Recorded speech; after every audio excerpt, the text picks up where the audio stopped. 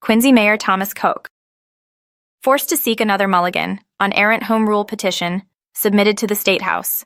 in what was one perhaps both the most amusing and at the same time tacit hard-hitting dope-slapping of the Koch-Mull administration. The Koch machine has to seek to resubmit for reconsideration first by the City Council and then resubmit to by the Great and General Court for its consideration the maladministration's highly controversial lease extension of the City of Quincy-owned land underneath the Tony Granite Links Golf Course in West Quincy's Quarry Hills, adjacent to the Blue Hills Reservation.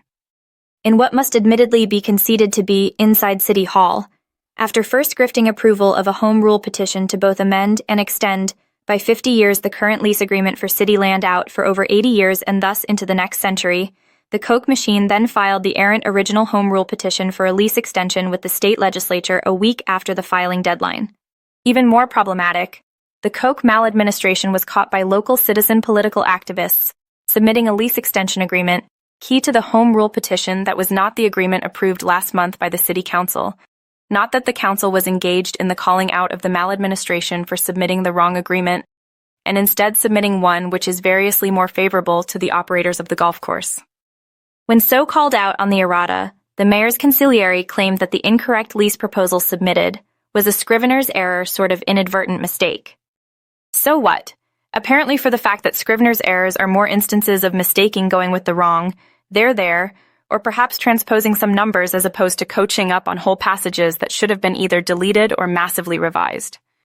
In turn, such is why a second vote by the City Council is needed to see the lease extension text be revised back to what was agreed to last month. In extension, how has the Errant Home Rule petition submitted been viewed on Beacon Hill? For starters, the member of the Quincy delegation to the Great and General Court on Beacon Hill,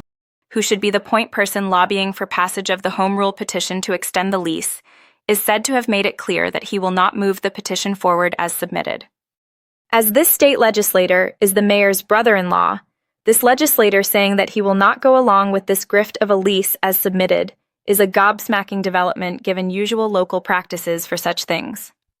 Needless to say, Quincy Quarry News' ever-growing readers can count on the Quarry to follow this curious story and report updates as appropriate.